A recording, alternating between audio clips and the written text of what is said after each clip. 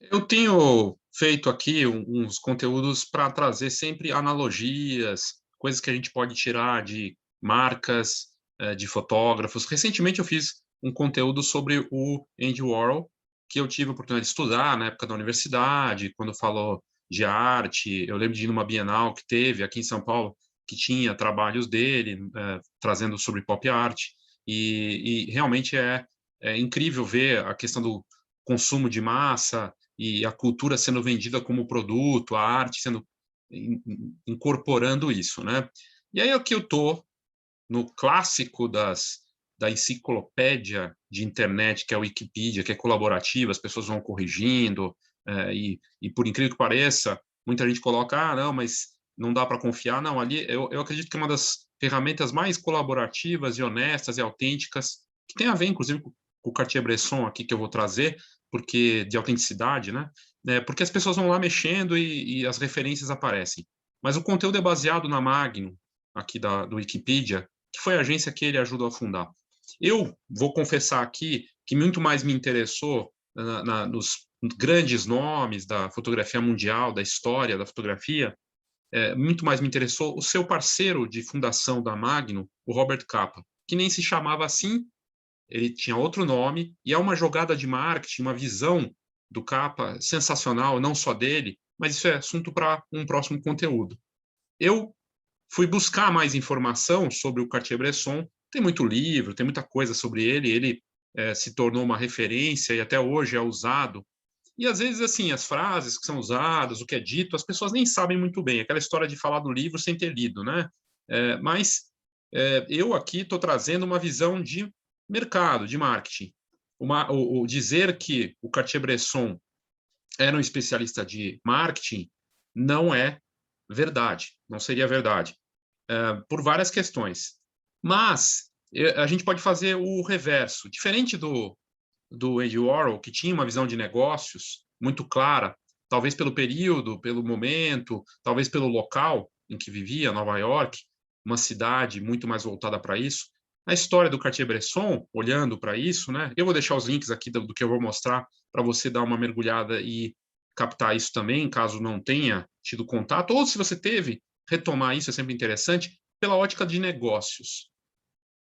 Primeiro, assim, uma diferença básica aqui do Cartier-Bresson, família abastada, uma família que tinha negócios e que tinha uma condição ali.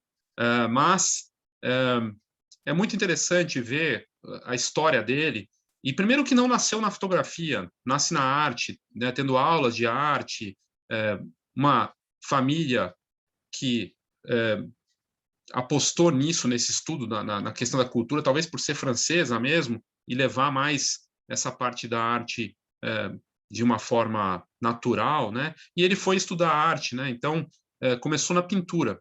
E aí que tá, é o que está aqui no conteúdo, inclusive, do Wikipedia. Está super disponível. Mas o que a gente pode tirar aqui, que eu acho muito interessante, as lições de marketing do Cartier-Bresson, que não são propositais, não me parecem propositais, não seria uma leitura correta, é a essência dele.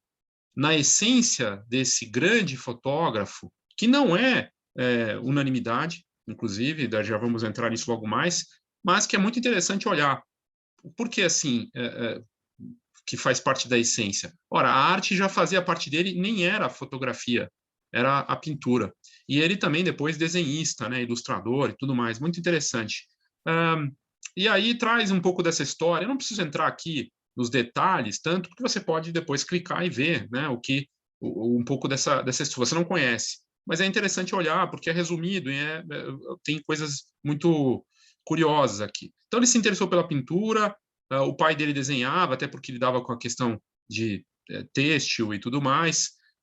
E aí ele foi com o tio, teve aulas de tinta com telas, e um primeiro professor, né, de arte, e foi mergulhando nisso. Então foram 2 anos aqui, com publicações e obras surrealistas, em 1926, ali 27 e 28, que ele foi participando de encontros de arte e foi como eu posso dizer, teve uma imersão nesse universo e participou, e não era fotografia. E daí, aquelas frases famosas, você e fotografa aquilo que você leu, as coisas que você viveu. O exemplo da vida do Cartier-Bresson é reflexo direto dessa máxima de ter vivido e ter feito as coisas. Claro que tudo facilitou nesse processo, né, de ter tido todas as experiências, mas o fato dele ter começado pela arte diz muito sobre a obra dele, né? Então, e aqui fala desses estudos dele com cubismo, e se dedicando à proporção áurea na pintura, que também a gente pode levar isso para a fotografia, no trabalho dele, quanto se influenciou no renascentismo, nesse estudo que ele teve. Então, esse trabalho todo dele, e quando ele... o fotógrafo, até aqui o Cartier-Bresson teria dito que um desses professores de arte foi quem lhe ensinou a ler e escrever, né? Então, isso, a ler e escrever no sentido até da arte em si que ele criava, né? Com fotografia depois. E aí tem a questão da Segunda Guerra Mundial, né? Que aos 22 anos, em 31, ele foi para a África, antes de cair na guerra ali, passando como caçador, e teve uma doença. Muito do que se traz aqui é da essência de aventura, de viajar, de buscar conhecer as diferentes regiões, né? E na obra dele, que é vasta, tem muito de viagens pelo mundo, muitos países que ele conheceu, né? E de estar presente dessa forma. Então, traz muito disso, e aí da experiência dele com revistas fotográficas, ele começou a ser publicado, e aí veio a Segunda Guerra Mundial. E ele serviu no exército francês durante a invasão alemã, foi capturado e ficou preso, né, em campos de guerra, lá, prisioneiro. Tentou escapar 2 vezes, na terceira conseguiu escapar, se juntou à resistência francesa, e isso traz muito da rebeldia. A fotografia, qualquer situação que você esteja, você saca uma câmera ou vai fotografar, mesmo com o celular, mostrando que você está fotografando, costuma incomodar ou criar algum tipo de atenção ali. Repara nisso. Mesmo uma selfie às vezes incomoda as pessoas. É um ato de rebeldia. Como assim essa pessoa está se fotografando ou fotografando alguém? O que ela está vendo? Né? O porquê? Ou se for para fotografar sem a permissão ou aquele momento. Então tem um lado de rebeldia. E imagina nesse momento aí em que a gente não tinha internet, a tecnologia era muito escassa, e a forma de ter contato com as coisas, as notícias, era rádio, que não tinha não tinha como ver, tinha ali o cinema, coisa e tal, mas estava muito começando ainda, e a fotografia nas revistas, nos jornais. Então, ele, depois desse período de experiência de guerra dele, ele fundou, logo depois do fim da Segunda Guerra, a agência fotográfica, logo depois, algum tempo depois, né, ali 47, a agência Magnum. E aí com os lendários, né, Robert Capa, o David Seymour e outros aqui que criaram essa lendária agência fotográfica. Eu confesso que eu, como disse no começo, me interessei muito pela história do Capa. Li vários livros dele, livros que foram escritos sobre ele, tem até coisas falando da Guerda, da namorada, muito interessante a história, e tem uma jogada de marketing do Capa muito interessante. Eu fui buscar isso no Cartier-Bresson, fui buscar, poxa, qual que é a jogada dele, né? O que tem, que dá para tirar uma leitura. E o que eu percebi é isso, é autêntico, não tem uma narrativa criada para valorizar isso desde o começo. Ele realmente começou pela arte, ele foi vivendo as coisas e se aventurando, e uma necessidade de mostrar aquilo que ele via apareceu. Então, aí tem as questões curiosas do Cartier-Bresson, que é muito interessante a gente olhar, assim, de estar presente nas horas certas, nos lugares certos, que acabou se criando uma aura em cima do Bresson. O momento decisivo que vira livro, as histórias dele, como ele mostrava isso e a forma de estar presente. É muito interessante olhar para isso. E aí, num dos conteúdos que eu encontrei, o Capote, né, o Truman Capote, o famoso, lendário escritor, que acompanhou ele num trabalho quando o Cartier-Bresson ainda era jovem, falando que ficou impressionado com a postura do Bresson no trabalho, que ali, no momento que eles estavam cobrindo alguma coisa, o fotógrafo com várias câmeras penduradas, mas, ao mesmo tempo, uma leveza e uma proximidade, uma descrição e uma paixão de querer ter aquele momento e registrar aquele momento com várias câmeras, tentando pegar aqueles momentos que estavam acontecendo no trabalho deles. Mas, ao mesmo tempo, tinha esse lado que se colocou e que vira história, porque o que eu estou fazendo aqui é contar história, né, com a minha ótica e percepção, de que ele era discreto, de que ele conseguia estar presente nos momentos em que parecia que ele estava lá. Quando pega, por exemplo, ele esteve ali nos últimos dias de Gandhi, né, ou a Revolução, os eunucos imperiais chineses, Revolução Cultural na China, né, logo após a Revolução Cultural. Então, é muito interessante. Aí vem os livros dele depois. Então, do momento do estudo da arte até chegar ao lançamento dos livros, momento decisivo, né, em 52, em 60, 8 anos depois do livro, uma mega exposição que rodou os Estados Unidos, ele teve esse espaço, um espaço que é trabalho, muita vida, percorrendo, viajando, estando nos momentos que aconteceram, mas também teve relação com pessoas importantes. Soube se relacionar, e aí a questão do relacionamento, que estava no do Andy Warhol, que eu trouxe aqui, o networking, ele se relacionava tanto com os colegas, tanto é verdade que fundou uma agência fotográfica que até hoje influencia e representa muito, influenciou outros fotógrafos e, junto com os colegas ali, trouxe isso. Mas não fez só o fotojornalismo em si. Foi para o lado de retratos também, se aventurou pela paisagem, viveu e tinha essa questão de autenticidade, né? E isso é um posicionamento de mercado, é um posicionamento de marca. É como as pessoas percebem ele, né? Então, é muito interessante. Mas esse aqui é um conteúdo, vou deixar aqui o link depois, para quem quiser, enfim. Aí tem esse outro conteúdo aqui, e esse já em inglês, nem é tão recente, de um fotógrafo de rua, que tem um site de fotografia de rua. E ele criou aqui uma questão que eu acho que aparece muito em outros questionamentos também, já saiu antes, e a gente já vai entrar nisso. O que ele chama aqui, o Sebastian, né? Ele fala o seguinte: Cartier-Bresson é, né, superestimado, supervalorizado, mais do que deveria, é o que ele traz aqui. E aí, na matéria, ele fala desde quando ele começou na fotografia de rua, vou deixar o link, você lê depois, mas resumindo aqui, que quando você vai pesquisar sobre fotografia de rua, inspiração, sempre aparece o Cartier-Bresson. E aí ele, interessado nisso, foi estudar, obviamente é uma referência, né?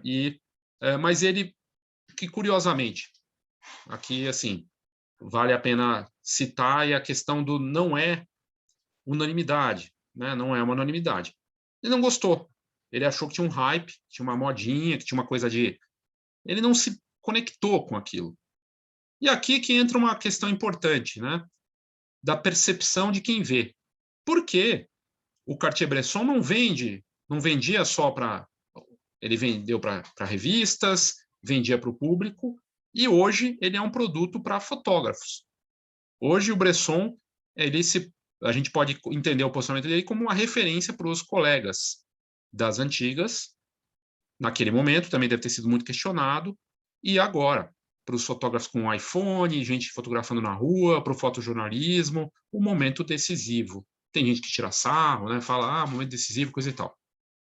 No posicionamento hoje, esse fotógrafo Sebastian questiona é que ele não se conectou, não vê essa força toda na fotografia dele. E aí é uma questão importante aqui, porque eu trago isso. Percepção de posicionamento, mesmo em relação às suas fotografias, não é o que você acha só, é o que as pessoas acham no que você fez.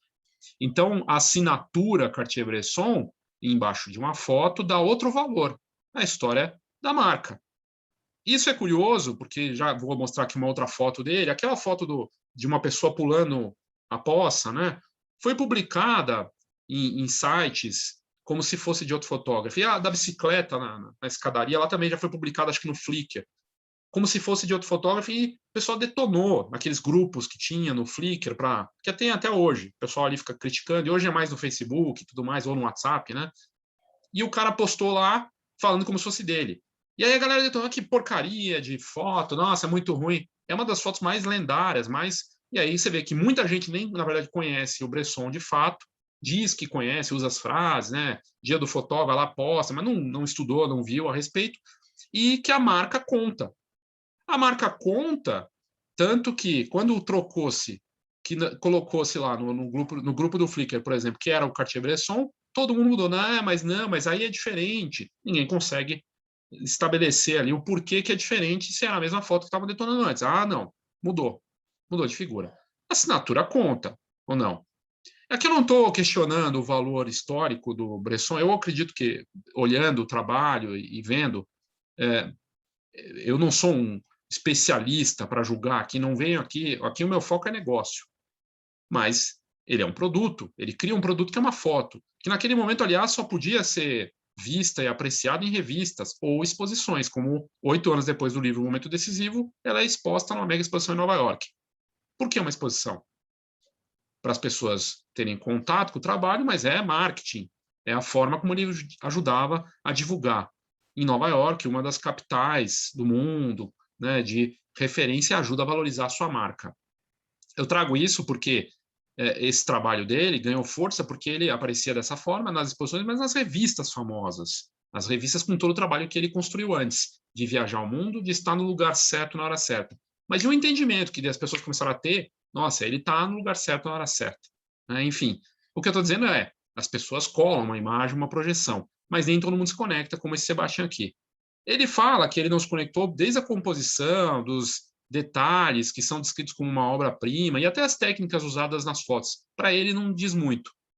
Sim, ele fala, ele é um pioneiro e que um dos primeiros a documentar a vida na rua, a vida das pessoas, mas que para ele não é comparável ao colega Robert Capa. Eu confesso que eu prefiro o trabalho, foi olhando e comparando, mas não sou um profundo conhecedor do Cartier-Bresson, e o Gordon Parks, que é outro fotógrafo sensacional, que tem um trabalho também que vale a pena ser olhado assim no detalhe.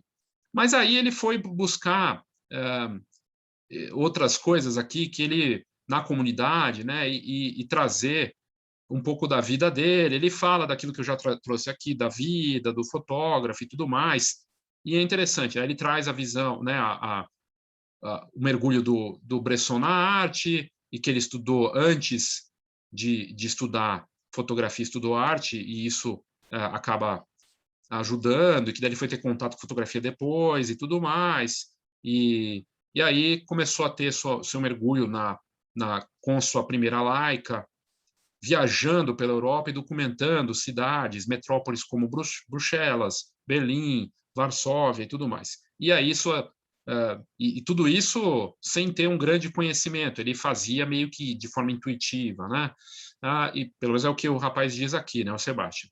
E que aí o seu trabalho foi ganhando reconhecimento e foi sendo exibido pelo mundo, foi aparecendo.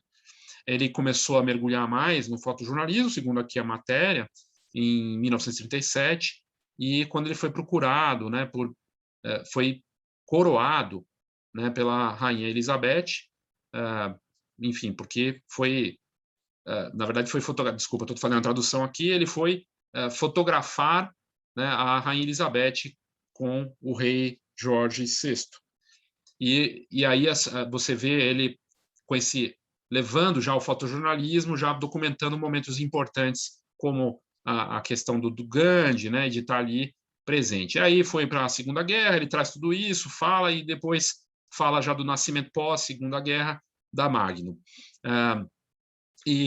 Fala aqui também do funeral do Gandhi, da Guerra Civil Chinesa, e que o trabalho dele como fotógrafo documental começou a ganhar ainda mais repercussão a partir do livro Momento Decisivo, que se tornou uma espécie de grande bíblia para os fotógrafos de rua. Engraçado, porque eu vi muito os fotógrafos de casamento no Brasil falando do Momento Decisivo e trazendo esse lado também para o casamento e fotojornalismo de casamento, né?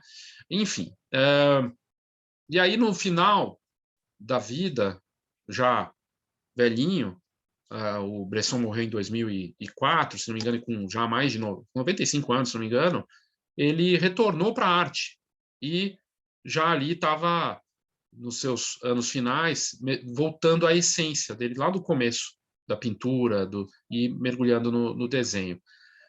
O que é interessante dessa parte toda aqui,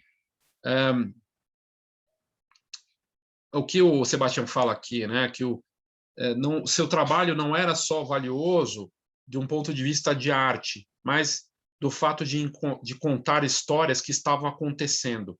Isso é muito interessante do que o Sebastião coloca, porque por mais que ele não acredite que é uma grande, que é tudo isso que se coloca, ele mesmo reconhece esse valor, o valor do fotojornalismo, de estar nos momentos importantes, né, de mostrar pessoas importantes que deixaram de existir, que ele estava ali para naquele momento, como o caso do Gandhi, né, que é uma figura icônica da história da humanidade.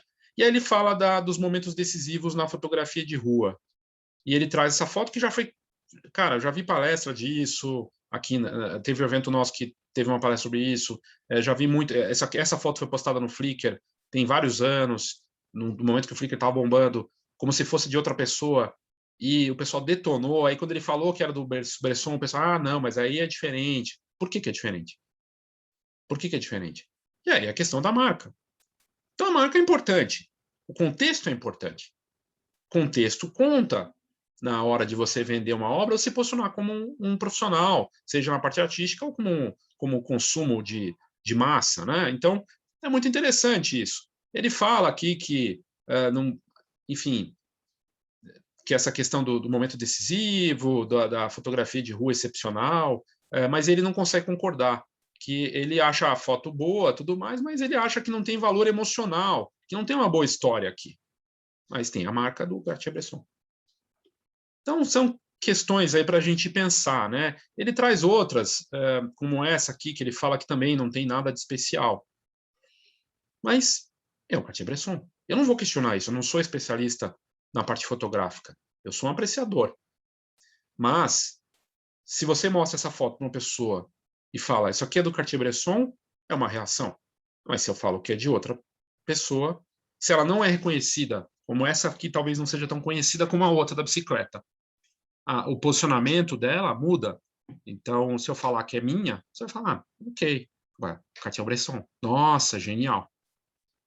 São questionamentos, e aí você vê como uma questão da parte da arte, ligada a mercado, é subjetivo. E depende de contexto. E sim, a marca importa, né? Então, ele fala dos elementos geométricos, aí fala dessas questões que eu vou deixar para você depois. Nessa aqui ele detonou também, ele falou que não vê uma conexão, que o jeito que as crianças estão olhando. Eu achei essa foto genial. É a foto do Cartier-Bresson. Eu acho genial. Primeiro porque mostra a destruição e o futuro. Crianças e uma destruição, né? Poderia até fazer uma conexão com esse momento que a gente está vivendo, de pandemia e tudo mais, que é o futuro e um certo desalento aí. Mas ele fala aqui que não se sente tão sem emoção nessa foto, mas que mesmo assim, para ele não convence. Aí ele está falando aqui da Guerra Civil Espanhola, que ele e o Capa foram cobrir, né? E o Capa é um detalhe importante, né? Aqui que cabe da matéria do Sebastião. O Capa também foi questionado em relação ao seu trabalho, e muitas das fotos do Capa falam que não são dele, são da namorada, que era uma grande fotógrafa também, a Gerda. E aí tem várias coisas do Capa que vale outra história, depois para a gente entrar aqui. Mas ele fala que o trabalho do Bresson também foi questionado de ser montado, que não era tão espontâneo assim, né? Eu não estou aqui para julgar a parte histórica e falar disso, mas ele fala disso nesse momento aqui do texto, que tinha alegações de que muitas das fotos do Bresson eram montadas, que elas eram ensaiadas. Mas a gente vê outros grandes nomes, como McCurry também teve Photoshop, ele tirava elementos, só que ele considerava que não funcionavam para ele, ele achava que tinha que tirar da foto das pessoas digitalmente. Qual o problema? A obra é dele. Isso aqui, essa foto que é lendária, né, falam que esse rapaz aqui podia ser um assistente, essa pessoa que era um assistente dele, ele pediu para o cara ir lá pular. Perde a força da foto, uma das fotos mais icônicas da história da fotografia, porque era o assistente dele, né? Mas o que me chama mais atenção, ele fala das fotos de pulo, que são famosas, a pessoa pulando a poça e tudo mais, mas que ele fala que pelo fato de ser talvez ensaiada, já não é mais fotografia de rua, não é mais espontânea, e, enfim. E aí ele fala disso. E o Bresson, ele traz no final, que eu acho que é até uma coisa interessante, ele fala que o próprio Bresson dizia que se fosse ensaiada, montada ou não, para ele não importa, porque ele queria ter a fotografia. Se eu souber que essa foto é montada ou não. Mas aí entra uma questão importante aqui, até de marketing, né, da aura de mistério. Vejam que coisas que a gente pode tirar dessa história. O Cartier-Bresson era visto como alguém que estava presente nos locais certos na hora certa. Isso é algo que passou com um tempo. Até agora, estamos em 2021 e se fala isso. A foto dele era montada ou não era? Assim como o Capa também fala, aquela do soldado espanhol lá na Guerra Civil, se ele estava ensaiando ou não, se aquilo era fake ou não era, né? Que ele estava ali fazendo uma pose. Mesmo isso gera uma aura de mistério que ajuda a ganhar mais força na obra e ajuda nesse marketing. Para ele interessa, né? Aquela história de fazer o barulho também. Eu vejo aqui realmente uma pintura essa foto, e se ela é ensaiada ou não, isso só gera ainda mais uma aura forte. E aqui um detalhe importante, né? Tem uma imagem aqui de alguma arte de uma pessoa pulando também. Então é realmente sensacional. Se ele viu a cena e falou, vai lá pular agora, porque essa foto, ou não, aconteceu. Isso também é parte do mistério de um tempo que não tinha internet, não tinha como alguém filmar e mostrar isso, e dependia das revistas. Mas um dado importante, e aí é a parte que chega em uma leitura aqui também de marketing, é que o Bresson, tá ele aqui, ele se relacionava com pessoas importantes da mesma forma que o Andy Warhol. Sim, era de uma família abastada, né, e isso pode ter ajudado, com certeza, né? Aqui uma matéria da famosa Casa de Leilão Christie's, que traz coisas para a gente saber sobre o Cartier-Bresson, né? Um dos grandes fotógrafos do século XX, que fotografou a morte do Gandhi, Guerra Civil Espanhola, fala que aqui da primeira coisa, que é a entrada dele na arte, a pintura e o desenho eram o primeiro amor dele, né? A primeira paixão. E isso traz uma essência forte, a essência da autenticidade, que tem total ligação com o marketing hoje, como é reconhecido. A lição de marketing que a gente pode tirar daqui é autenticidade. Você fazer e levar para aquilo que você curte e vai fazer na fotografia aquilo que você é. E ele levou da mesma forma aquela imagem que a gente viu anterior, não deixa de ser uma pintura, parece uma pintura, é maravilhosa, e se tornou uma das fotos mais famosas de todos os tempos. E aí ele se conectou com os grandes artistas multimídia da época, com Salvador Dalí e outros, Man Ray, e foi introduzido, foi apresentado a um dono de galeria nova-iorquina e que ajudou ele a fechar negócio. Relacionamento. Ele estava onde estavam as pessoas que importavam, tanto os colegas artistas quanto pessoas empoderosas, o sobrinho do JP Morgan, pessoas importantes se relacionando ali, o quanto isso é importante. Ele teve uma vida intensa, quase morreu, pegando, né, chegou a pensar, falou para a família, olha, peguei aqui uma febre brava na África, se preparem aí meu funeral, mas tem uma história de vida intensa. De novo, a autenticidade. Viveu, conseguiu levar isso, né? E viveu aquilo que ele acreditava e queria mostrar. Tinha um posicionamento político muito claro, de esquerda, né? Um posicionamento claro, e a gente vê hoje as marcas, Nike, eu trouxe aqui o Victoria's Secret recentemente, se posicionando, tomando posição. TikTok tomando posição, algumas não estão tomando posição, redes sociais, inclusive. Mas a boa parte daquelas que estão se destacando, inclusive com força muito grande, tem uma posição, curiosamente, né? E a gente vê as marcas tomando. A Nike é outra que tomou. Ele tomava uma posição politicamente e dizia que não existia vergonha nenhuma em tomar posição política nas coisas. foi prisioneiro de guerra, que escapou na terceira vez, eu já trouxe aqui, mas a vida dele, esse tormento, as coisas intensas, que, de certa forma, ajudaram a formar a figura dele, né? Então, mas, de novo, é a autenticidade dele, é a história dele. E aí, aqui se fala na história da Christie's, falando que parecia que ele estava no lugar certo na hora certa. E aí ele acabou participando de exposições importantes, né, e sabia se movimentar muito bem entre arte e o lado comercial. Né? Então, ele sabia criar para um lado e para o outro, fazer esse movimento. E você vê que os grandes nomes, até hoje, da fotografia mundial, como Annie Leibovitz e o próprio Sebastião Salgado, têm essa virtude comercial e autoral caminhando juntos, não? Não? Pelo menos me parece que sim. E aí foi lá, cria um coletivo. A colaboração, no momento que nem isso não era, nem se falava disso, ele vai lá e forma uma agência que representa para a história da fotografia mundial até hoje. Segue aí atuando, tem seus desafios e tudo mais, não vamos entrar aqui nos detalhes, mas super importante, e eles fizeram isso, e ele foi um dos fundadores. Causa justa. A história das marcas e do marketing hoje envolve uma causa. Aquilo que você acredita, você viveu, e você vai levar como causa. E ele traz isso, é fascinante. Né? E forma isso. E aí ele trabalhou para revistas importantes. Inclusive aqui fala que ele foi o primeiro fotógrafo ocidental em 7 anos a ter a permissão de fotografar a União Soviética. E aí ele cobrou uma fortuna da revista Life, lendária também, e pela Magnum. Né? Então, ele conseguiu criar essa aura, uma marca tão forte, e talvez pela posição dele de posicionamento político, isso facilitou a entrada dele na União Soviética. Né? E é fascinante você olhar para isso e ver o quanto ele se aproximou dessas questões, mas, de novo, é algo que ele acreditava, a causa justa dele levada para isso. Discrição, ser discreto, era uma arte.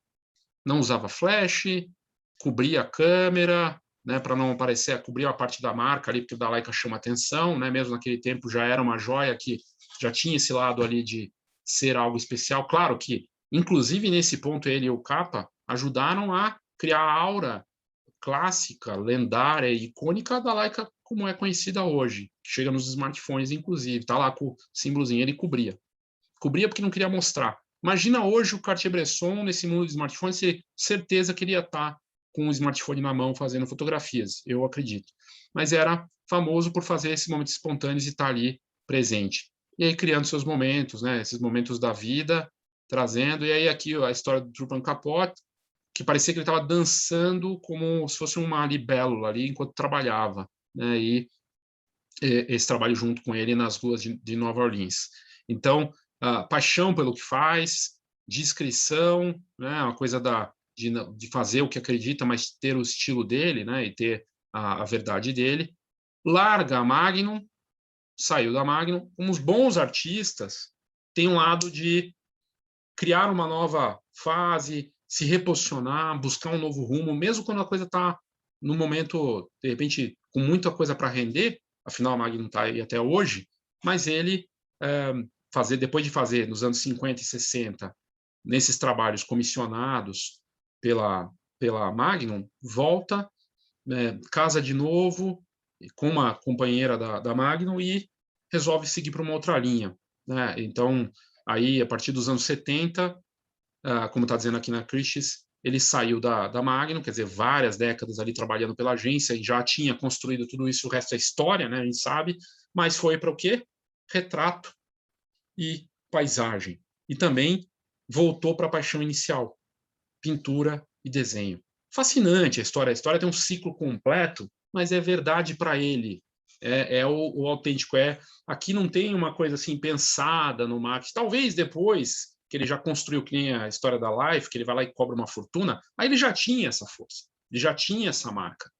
E aí a história que eu falei do Flickr é a mesma coisa, assinatura, marca, aí já se construiu, né, a assinatura visual ou a assinatura mesmo dele que tem esse valor.